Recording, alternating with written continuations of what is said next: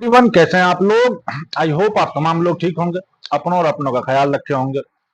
वक्त है एक नई कहानी की। और कहा यह जाता है, काफी दिनों से आप लोगों ने, पिछले कई अरसों से ये कहा जाता है कि पुलिस अगर चाहे तो मुर्दों से भी सच उगलवा सकती है, उनकी जिंदगी से जुड़ी हुई हकीकत सामने ला सकती है।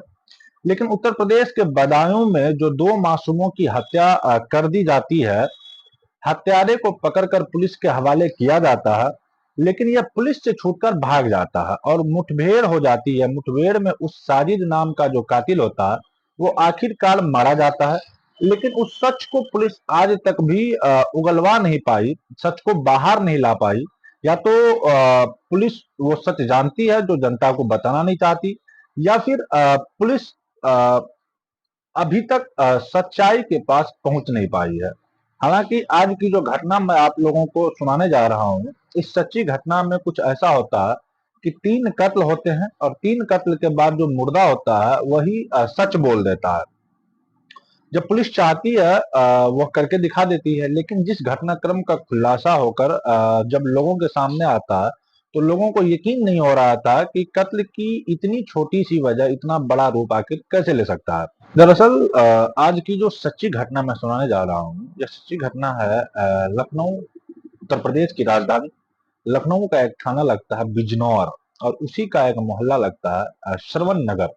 दरअसल श्रवण नगर में 31 मार्च 2024 को दोपहर लगभग 2 बजे के आसपास एक लड़का जिसका नाम धीरेन्द्र होता है, धीरेन्द्र काफी देर से बहुत ज्यादा परेशान था। दरअसल घर के अंदर से दुर्गंध आ रही थी। घर के एक कोने में झांकता है जहां से दुर्गंध आ रही थी, देखने की कोशिश कर रहा था कि आखिरकार कहीं कोई चूहा तो नहीं मर गया है। लेकिन उसे चूहा हाथ नहीं आता। थक हार के अपने घर की ऊपर वाली मंजिल पर जब पहुंचता है तो उसे दुर्गंध कुछ ज्यादा आती है। हालांकि वहां किराएदार रह रहे थे। जैसे ही उसने खिड़की से झांक कर देखने की कोशिश की तो किराए पर रहने वाली एक महिला थी जिसकी लाश पड़ी हुई थी। उसको देखकर उसकी चीख निकल जाती है। दोपहर का 2 बजे का जो समय हो रहा था, तो उसकी चीख सुनने के बाद आसपास के लोग भी मौके पर आ जाते हैं। वो दौड़ता हुआ अपने पिता अमृतपाल के पास जाता है और जाकर कहता है कि पिताजी, ऊपर लाश पड़ी है। जैसे उसके पिता को यह बात पता चलती है, घर वालों ने, परिवार वालों ने एक फैसला लिया कि हमें थाना चलना चाहिए। थाना बिजनौर में पहुंचते हैं। वहां जाने के बाद बताते हैं कि साहब, 15 मार्च 2024 को हमारे घर पे एक किराएदार अपने दो बच्चों के साथ और बीवी के साथ घर पर रह रहा था।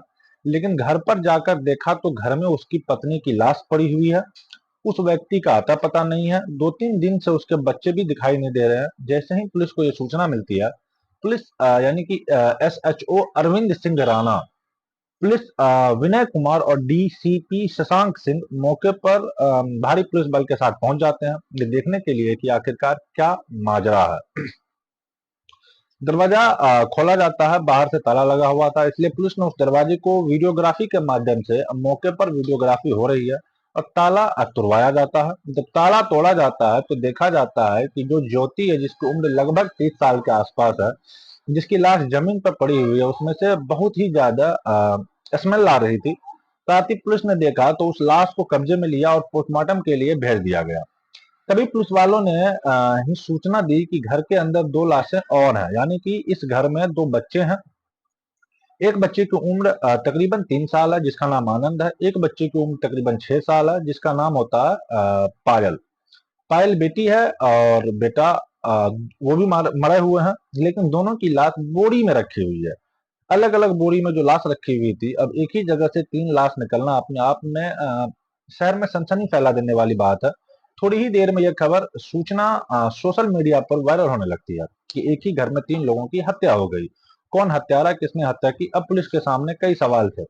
उन सवालों के पुलिस जवाब जानने की तलाश में जब जुट जाती है तो आखिरकार इस मकान मालिक यानी कि अमृतपाल से पता चलता है कि एक POP करने वाला का एक दिहाड़ी मजदूर, यानी कि वो व्यक्ति यहाँ पर पिछले 15 मार्च से रह रहा था, अभी हाल ही में आया था, जिसका नाम होता है राम लगन उर्फ माखन, जो कि बलरामपुर जिले का एक इलाका होता है रतनपुर, वहां का रहने वाला होता है। उनका मोबाइल नंबर जब पुलिस को दिया जाता है तो वो अपने घर से, यहीं से मतलब काम से निकलता है और अपने चला जाता है। पुलिस ने सोचा कि कहीं ऐसा ना हो या भाग जाए। पुलिस ने जब उसका नंबर सर्विलांस पर लगाया तो उसकी लोकेशन पाई जाती है उन्नाव के एक अ, सोहरामऊ का एक इलाका लगता है वहां पर। अब वो आराम से सुबह से ही वह उसी लोकेशन पर काम कर रहा था।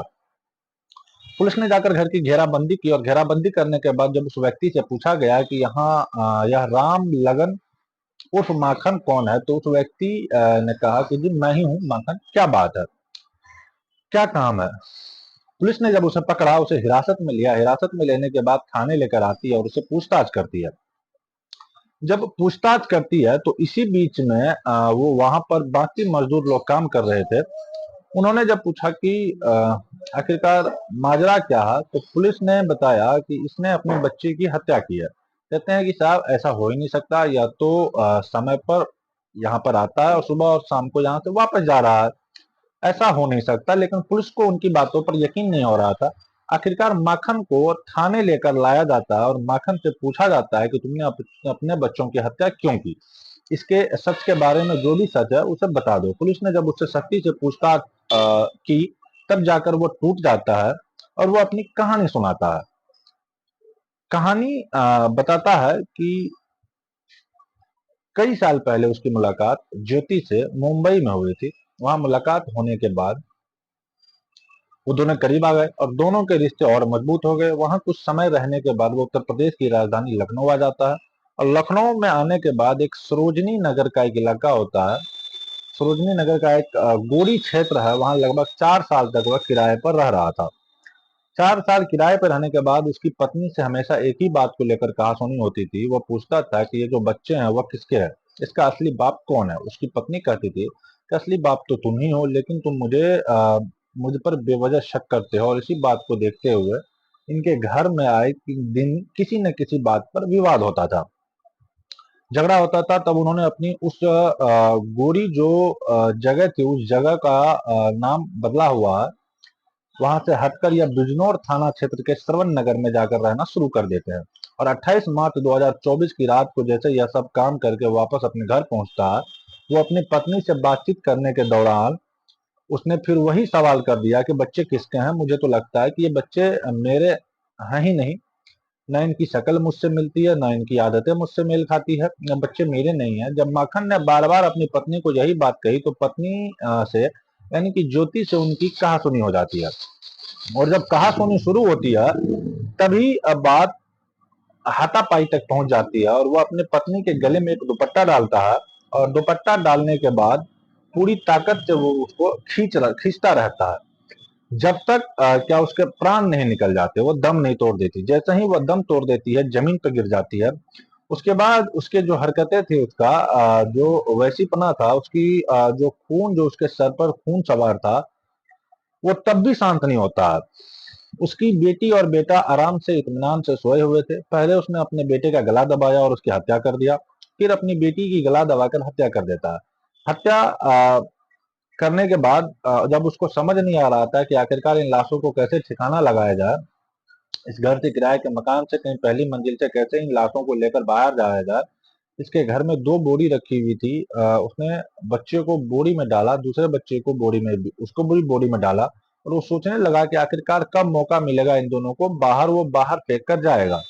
लेकिन जब जब उस बोरी को उठाकर, उस लाश को उठाकर अपने बेटे और बेटी को वहां से निकलने की कोशिश करता था, तो मकान मालिक कुछ न कुछ काम करता दिखाई दे देता था।